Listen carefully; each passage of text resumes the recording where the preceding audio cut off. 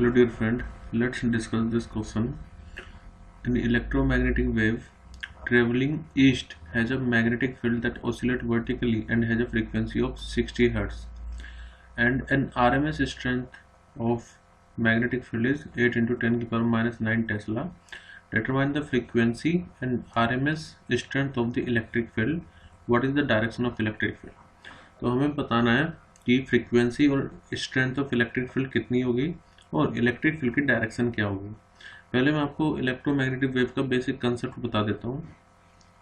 Electromagnetic wave में जो electric field vector है और मैग्नेटिक फील्ड वेक्टर, ये दोनों परपेंडिकुलरली ऑसिलेट करते हैं और जो इलेक्ट्रोमैग्नेटिक वेव होती है वो एक एक्सेलरेटेड चार्ज पार्टिकल की वजह से क्रिएट होती है। तो इसका एक एग्जांपल है ऑसिलेटिंग चार्ज पार्टिकल। अगर कोई चार्ज पार्टिकल ऑसिलेट कर रहा है तो वो इलेक्ट्रोमैग्नेटिक वेव को प्रोड्यूस करेगा। देखो, अगर चार्ज रेस्ट पर है, जब कोई चार्ज रेस्ट पर होता है तो वो इलेक्ट्रिक फील्ड प्रोड्यूस करता है। और अगर कोई चार्ज, जैसे वायर में कोई चार्ज फ्लो करता है, मतलब करंट फ्लो कर रहा है, तो उसके आसपास मैग्नेटिक फील्ड बन जाती है।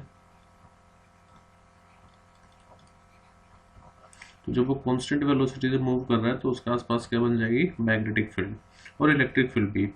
लेकिन जब कोई चार्ज पार्टिकल ऑसिलेट कर रहा है या चार्ज पार्टिकल में कोई कुछ भी एक्सेलरेशन है, तब वो इलेक्ट्रोमैग्नेटिक वेव को प्रोड्यूस करता है।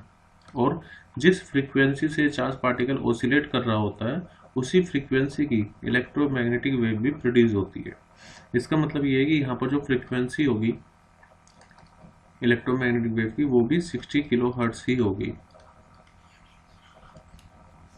अब इसको एनसीईआरटी में कंसेप्ट ये गिवन है, देखो यहाँ पर मैंने हाईलाइट किया हुआ है। The frequency of electromagnetic wave naturally equal to the frequency of oscillation of charge. और जो ऑसिलेशन ऑफ चार्ज है वही फ्रीक्वेंसी इलेक्ट्रोमैग्नेटिक वेव की होगी और वही फ्रीक्वेंसी इलेक्ट्रिक फील्ड वेक्टर और मैग्नेटिक फील्ड वेक्टर के ऑसिलेट करने की भी होगी।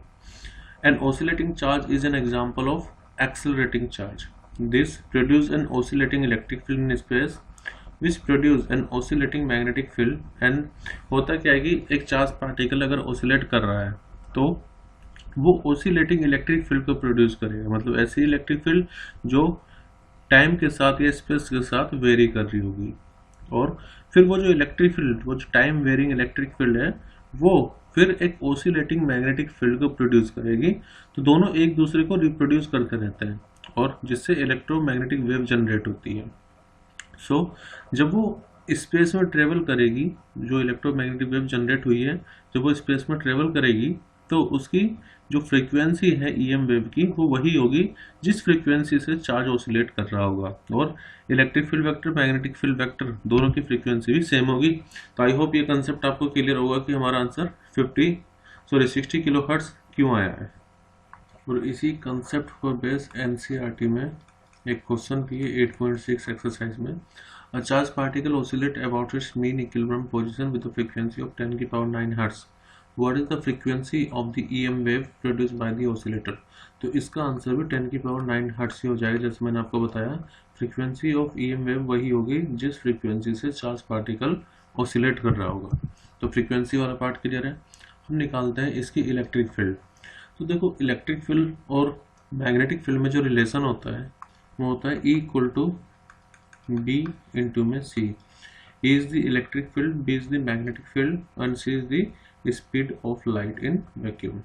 तो अगर आप आरएमएस वैल्यू रखते हो तो यहाँ पर आरएमएस आ जाएगा, ई आरएमएस बी आरएमएस इंटू में सी। और अगर आप पी की वैल्यू रखते हो तो ई नॉट इक्वल टू हो जाता है पी नॉट इंटू में सी।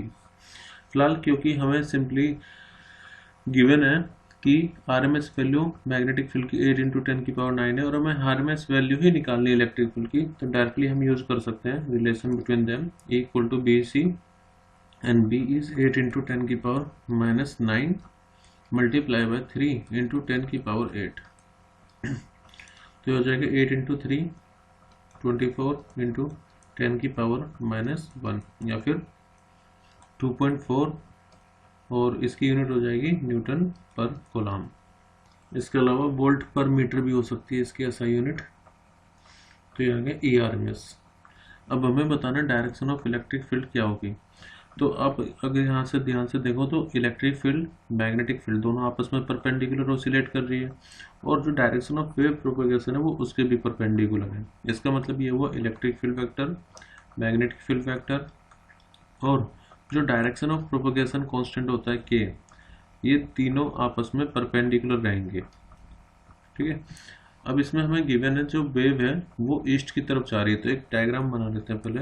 लेट ये नॉर्थ, ये ईस्ट, और ये वेस्ट, और ये साउथ। मैं आपको एक कंसेप्ट और बता देता हूँ। अगर आपको किसी की भी डायरेक्शन निकालनी है तो आप इसको ऐसे यूज करो, बी के ई।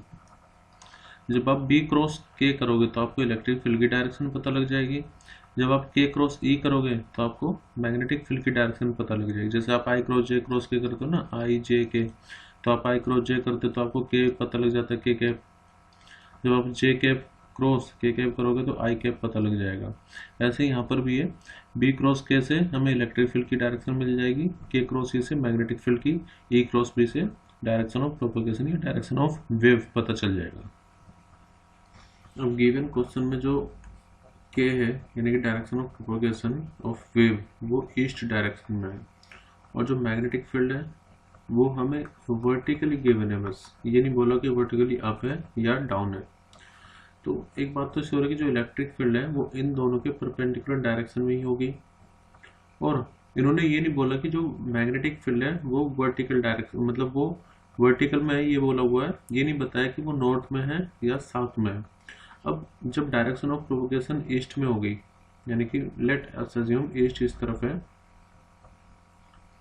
तो ये इस तरफ जा रही है।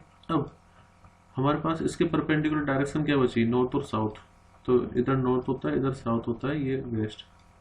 तो इसका मतलब ये क्लियर है, वर्टिकली मतलब हो गया इस तरफ, ये ऐसे वर्टिकल कह रहे हैं आउट ऑफ द स्क्रीन। तो इसका मतलब ये हुआ कि जो इलेक्ट्रिक फील्ड होगी वो नॉर्थ और साउथ डायरेक्शन में होगी। और एग्जैक्टली अगर हमें दिया होता कि मैग्नेटिक फील्ड किस एक्सिस में है तो एग्जैक्टली हम फाइंड कर लेते हैं। तो इन्होंने क्योंकि बोला नहीं है वर्टिकली अप या डाउन है, तो इसलिए आंसर हो जाएगा हमारा नॉर्थ साउथ लाइन, या फिर नॉर्थ साउथ एक्सिस की तरफ ये इलेक्ट्रिक फील्ड वेक्टर रहेगा। दोनों के परपेंडिकुलर रहेगा, बी के बी और के बी।